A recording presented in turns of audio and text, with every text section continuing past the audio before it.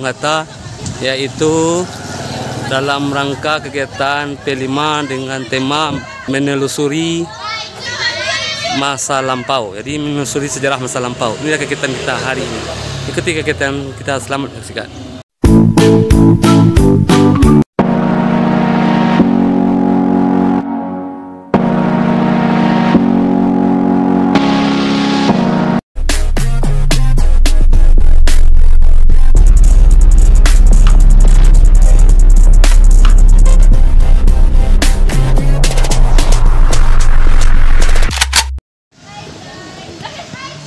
Sinematik is your mom. Jadi kami hari ini mau ke Bung Hatta ya. Melintih lah. Melintih lah. Hati-hati melintih.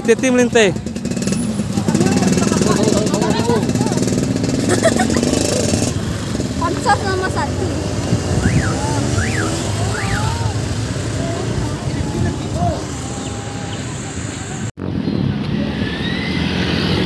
Sampai di rumah kelahiran Bung Hatta. Ibu penamping yang telah hadir Yes. di Museum Rumah Kelahiran Bung Hatta, Kota Bukit Tinggi. Boleh tahu kawan-kawan dari kelas berapa? Kelas 10 dalam mata pelajaran? P5. Apa itu P5? Proyek penguatan. Profil pelajar Pancasila. Ayo yang kompak, satu kali lagi. Ikuti. Ada yang lebih spesifik lagi Bung Hatta dengan Pancasila. Apa itu?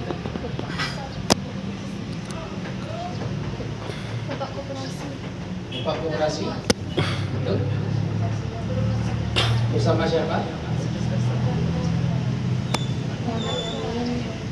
Ada panitia kecil yang dibentuk untuk membuat dasar negara yang diketuai oleh yang namanya Insinyur Soekarno. Ada siapa di dalam nama-nama tim itu? Ada Bung Hatta apa tidak? Betul ibu-ibu?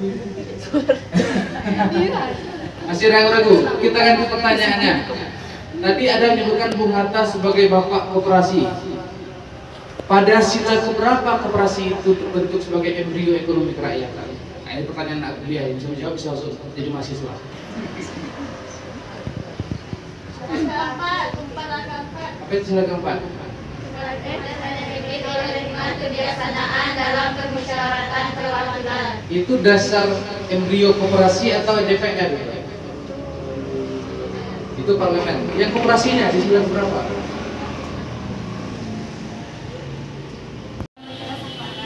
Tanggal lahir Bung Hatta yaitu 6 Juni tahun 1901. Silakan duduk kembali. Siapa namanya tadi? Itu adalah contoh keberanian ya. Walaupun benar bersalah itu poin belakangan. Yang penting berani dulu. Tapi izin mau nikah tadi salah. Karena Bung Hatta lahir tanggal. Apa kita bangun asli? Tidak, dia replika juga. Tapi dia kita bangun dengan desain yang sama, menggunakan kapur, campuran kapuran semen. Makanya seperti bangunan Belanda. Itu kalau rumahnya. Nah, kemudian itu Bung Hatta di mana? Itu yang ada di dekat gerbau itu. Itu Bung Hatta sedang diajarkan naik sepeda sama pamannya. Di mana? Itu rumah baru dibangunnya di depan, tapi sudah runtuh rumahnya. Kenapa dibangun rumah baru? Karena rumah utama ini terlalu sesak. Bung Hatta, paman-pamannya, kemudian karyawan-karyawan ekspedisinya. Karena rumah ini di samping rumah juga berfungsi sebagai kantor. Kantor apa? Ekspedisi hasil bumi dan pos surat menyurat dokumen-dokumen berharga. Nanti di samping kawan-kawan ada kandang kuda, itu aslinya ada 18 kandang kuda. Tapi karena lahan terbatas, yang kita rekonstruksi cuma 4 buah, 4 kandang kuda. Aslinya ada 8. Nah, itu kalau singkat sejarah rumah Bung Hatta. Kemudian pertanyaan tadi apa? Latar belakang pendirian ini jadi museum. Latar belakang pendirian Museum Bung Hatta. Setiap warga negara itu dijamin dalam Undang-Undang Dasar kita. Setiap warga negara itu punya hak dan tanggung jawab memajukan kebudayaannya. Itu dalam pasal 34. Sudah Undang-Undang Pendidikan pasal 34 tentang pendidikan, ekonomi dan kebudayaan. Itu adalah tanggung jawab setiap warga negara itu punya hak dan tanggung jawab untuk mengembangkan kebudayaannya, dan pemerintah wajib menjembataninya. wajib penjabatannya. Karena itu adalah amanah daripada undang-undang. Di samping itu kepentingan rasionalnya adalah sebagai edukasi dan pusat penelitian tentang bagaimana Bung Hatta. Karena hebat-hebat apa Bung Hatta di masa besarnya, di usia perjuangannya, tentu dia ditentukan oleh karakter masa kecilnya. Didikan masa kecil inilah sebetulnya mendidik Bung Hatta menjadi hebat seperti itu. Yang Untuk merawat dan menjaga agar museum ini tetap terjaga dan mendapat perhatian yang penuh. Oke, terima kasih. Apa rumah kelahiran Bung Hatta bagi masyarakat Bukit Tinggi? Oke, terima kasih. Yang pertama tentang perabot. Kebanyakan perabot di rumah ini sudah replika karena rumahnya runtuh, tidak terselamatkan. Tapi barang-barang tuanya bagaimana Bang? Itu ada yang sumbangan dari keluarga. Usianya udah lama juga, tapi bukan rumah asli, bukan milik asli dari rumah. Yang asli yang mana? Sumur tua, kemudian ranjang Paman Idris. Kemudian kalau kawan-kawan ke atas itu ada mesin jahit. Nah itu mesin jahitnya masih engkol. Nah, itu mesin jahit lama. Nah itu bisa kawan lihat nanti. Nah selebihnya kurang lebih inilah gambarannya. Kemudian tadi pertanyaan yang temannya apa? Apa makna rumah kelahiran Bung Hatta bagi masyarakat? Ini sebetulnya adalah simbol kebanggaan orang Bukit Tinggi. Kalau dulu mungkin rendah sekali literasi orang Bukit Tinggi tentang Bung Hatta. Tapi by survei yang dilaksanakan pada tahun 2022, rata-rata orang Bukit Tinggi itu pernah berkunjung dan tahu tentang Bung Hatta. Nah, jadi apa makna rumah Bung Hatta bagi orang Bukit Tinggi? Satu adalah simbol bapak bangsa yang pernah ada di Bukit Tinggi. Kemudian adalah simbol intelektual pengetahuan orang Bukit Tinggi. Dan ketiga dia adalah sebagai tauladan. Kalau kata Taufik Ismail, Bung Hatta itu adalah tauladan tepat waktu bagi bangsa yang terlambat. Coba kita pikir bersama-sama. Satu-satunya kegiatan kita yang paling tepat waktu itu adalah berbuka puasa. Itu yang paling tepat waktu. Selebihnya terlambat. Kita minum teh di meja ini. Oke? Kalau tamunya agak lama, mungkin 3 atau lebih, 3 jam lebih, itu dari jamu makan di meja ini. Keluarga di mana, Bang? Keluarga di belakang. Karena ada filosofinya. Kenapa keluarga di belakang tidak terlihat oleh tamu? Mau keluarga makan pakai garam, mau jamu-jamu dengan sebaik-baiknya.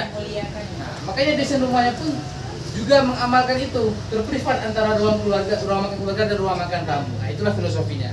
Di depan sana ada ruang belajar. Yang saya lihatkan tadi, ruang belajar. Kenapa dikasih ruang belajar? Karena umur 5 tahun, Bung Hatta itu dia sebenarnya baru masukkan sekolah. Tapi tangannya nggak nyampe waktu tes. Nggak nyampe telinga, karena posturnya agak rendah Bung Hatta. Maka Bung Hatta ditunda masuk sekolahnya, dikasih kamar belajar sama pamannya, dan didampingi sama pamannya belajar. Itulah kenapa dia dikasih ruang belajar. Sebelah sini sekarang ada kantor staf. Nah dulunya itu adalah tempat pemuatan barang-barang pos, dokumen-dokumen, pengisian dokumen. Sekarang kayak kantor JNE, JNT gitu ya. Nah sebelum pakainya dikirim nanti masuk pos dulu.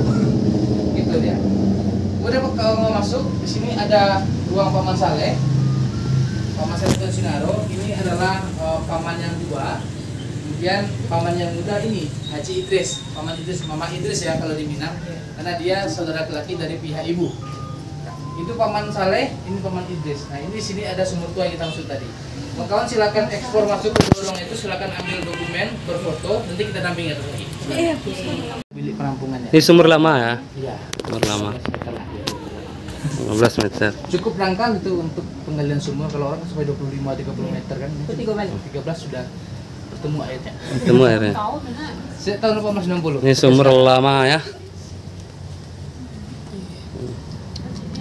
Lanjut Pak, lanjut Pak. Nah, ini ranjang, salah satu ranjang asli yang ada di rumah ini. Ini didapatkan pamannya waktu berniaga ke Malaysia di Pulau Penang. Pulau Pinang, Nah, Pinang. Maka disebutnya Ibu tuh udah ke Pinang. ranjang Inggris. Kenapa Ya. di Malaysia ada ranjang Inggris? Karena kan Inggris menjajah Malaysia waktu itu. Makanya dia ada ranjang Inggris di sana. dulu pakai kelambu. Ya, ini Britania Raya pakai kelambu zaman sesuatu di Pankero namanya. Kero. Kero. Bukan, cuman cara warga menjaga pangan nagari. Lagi, tukar gaya. Nah, 1, 2. Kok video gosai? Betul. Mana foto video? Situlah ambil yang video. Nah. Balik kok. Tidak, saya foto.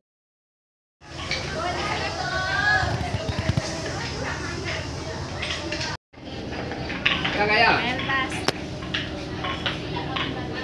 menelusuri sejarah masa lampau.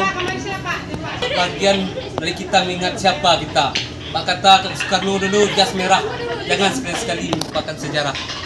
Inilah kegiatan kita bersama para remaja siswa-siswi di SMK. Dari rumah kelahiran Bung Hatta, Kota Bukit Tinggi, Putra Irwanto Channel melaporkan.